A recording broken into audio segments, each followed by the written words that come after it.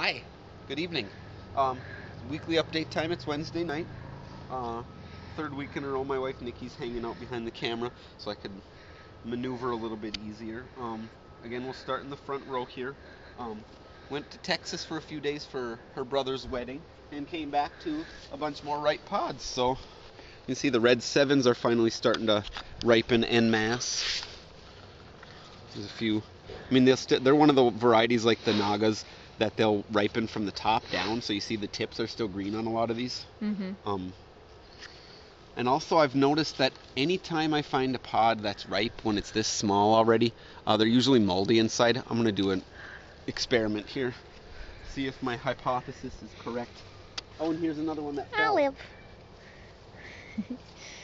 So we're going to do a little test here.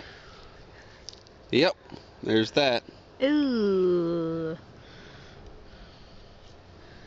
And this one probably too, it fell off willingly. Yeah, there we go. Oh. So, that's that. The CGN 215 Are pretty.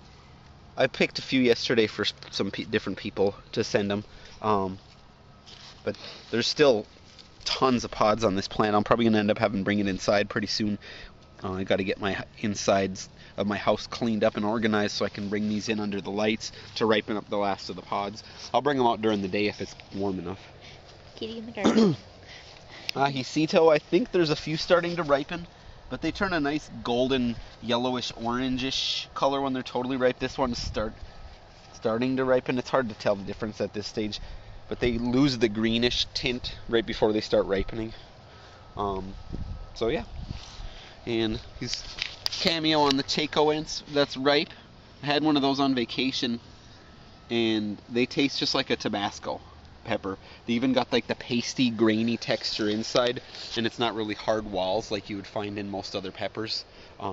They call it juicy peppers, and all the seeds are in that little pasty. They're kind of mushy even right off the plant. So I'm guessing they might be distant relatives of each other. So that was cool to find out and learn something new again. And my lemon drops, it's hard to see anything with this plant. These plants, they sprawled out so much. They did. Oh yeah, we got a lot of ripened ones on here. Well, I might make a batch of powder out of these. See how that tastes. Or a batch of jelly. Because that lemon drop jelly that Andy sent me last year was wonderful. Oh, and here's a couple of peppers that fell off. Bonus. Oh, this one feels like it may have been on the ground for maybe a day. It's a tiny bit soft. This one feels firm. Well, it's dried out here though, so who knows. Oh well, I'll plop them in my pocket. Oh, here's another one. And this one's soft, yeah. Hopefully they're still good. And the other one. Oh, that was a yellow that's a leaf. dead leaf. I thought that was a pod. A bunch more ripening on here too. Sweet. And as long as I got this open space here, we can show my ricotos that are all starting to come up and get big now. They are getting big. They look like apples, kind of. Yeah, they're sometimes called manzano, so. But this particular variety looks more like a donut shape. I'll show you the manzanos in a moment. They have a 3-lobed bottom instead of just this indent like this. There's a whole bunch of them. Here's the big one over here. Oh, this is another big one too. But here's the huge one right here. Look at this. Like the size of a small green pepper. And my pimientos, starting to ripen. There's a few more left on this one. Actually, there's like a dozen probably, but they're all small, except for the few ripe ones. And then the big ones over on that plant. Yada yada. Moving along, Bishop's Crown. Again, it's a ridiculous amount of peppers, but still not a sign of one ripening yet, which, with the amount of peppers, I'm willing to wait. I'm patient. I got plenty of peppers to keep me occupied till those are ready. And here's the manzanos. The plant still has a little bit of the bacterial spot on the leaves on this plant after I rescued it from my mom's, because it was one of the ones that got really sick. But here's what the pods look like. They got the triangular lobe shape, see? But they still got that indent like the rocotos do. And here's a couple more. This one's 4 lobe. Then back to the 3. There's a couple other tiny pods. I'm not sure if they'll get to full size, but I'll keep them indoors and rotate them in the grow lights as long as possible to get an optimal ripened harvest. And my Apaches. There's still a lot of pods that haven't ripened yet, but there's a few good ripe pods on this one. And my unknown Chinense, which we'll see what color they turn when they're ripe. Yes, that's the final determinant. They look like some sort of long habanero to me, but I don't remember what I got the seeds out of. Maybe some habanero that I got at the grocery store is my guess, because the way it's growing, the growth habit looks very similar to my orange habaneros, so we'll see. What's that? Oh, that's the monkey face. And another one in my showcases is my monkey faces finally are starting to ripen, and I'll tip the plant over. Oh, maybe it was the other plant where I saw more than one. Oh, here we go. There's another ripe one. And on this, here's the other plant. Bam. Getting some good color to them. And a more one right here. Oh, that one's almost ready. Nice and dark orange. Half a dozen of them ripening. So I'm happy with that because I really, really want to try one of those ripe. I've heard that they're really good. Okay, sorry about that. I had to splice it together. One of my stepdad's co-workers stopped and was asking to see if the car was for sale because it's been sitting here for a while. Anyway, this next is what I was told. Well, the seed packet was labeled Congo Orange. I got these from a gentleman over in Denmark, or maybe it was Netherlands.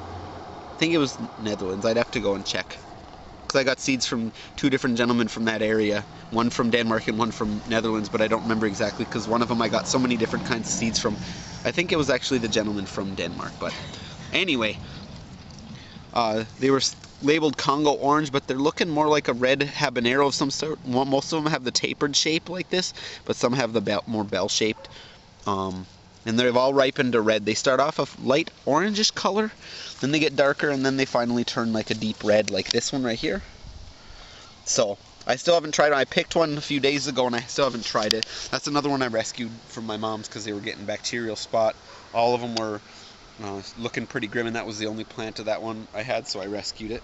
So you still some signs of that on the leaves. So I always pick those off. And moseying along to what I thought were the elephant's trunks because the parent pepper looked like one. And some of them still do, but a lot of them just have a tapered shape. They're not the Cheyenne. I know that much by the flavor, that these ones are a little bit less sweet and a lot hotter. I'd put these probably 60, 70,000 Scovilles. They're quite a stingy, nasty burn, but Cheyenne's also starting to ripen up a lot more. In fact, I think I'm going to have one. Another small one here.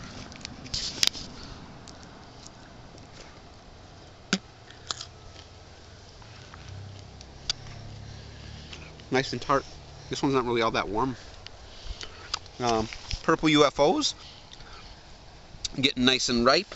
Now that other plant more than this one, though this one does have a few on it that have ripened, but not quite as many.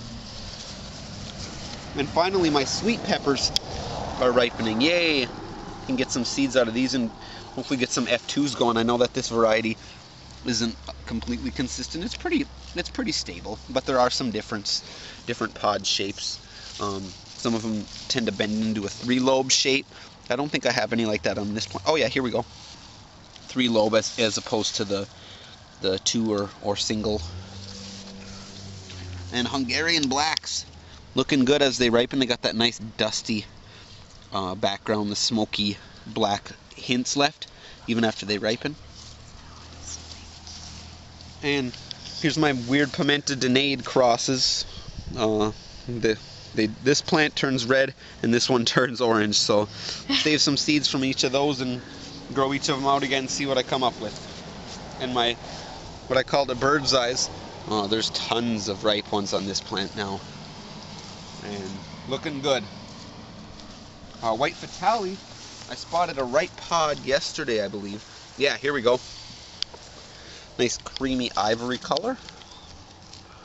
So I'm going to pluck that off soon and do a test on it. And I got a bunch more that are ready to go. Ready to ripen any day now. And the alleged white butts still red bits. ripening. I'm going to pick this one because it's split open from watering. But yeah, it looks a lot more like a brain strain or something. Or even kind of like a Peter pepper. Yeah. Only it's a schlort. And the other plant is actually, there's a lot more ripe ones on this. On this one, they get a dust. Open it up more. I can't really see in there. Dusty red, orange color, and then they get nice dark red. So peach, but jalokia. Well, starting to look quite lovely with all the ones ripen on there now. But there's still, as you can see, there's probably 30 or 40 pods that haven't even gotten a touch of ripeness yet, and we'll see how many I get by the time I'm done, but it looks like quite a bit.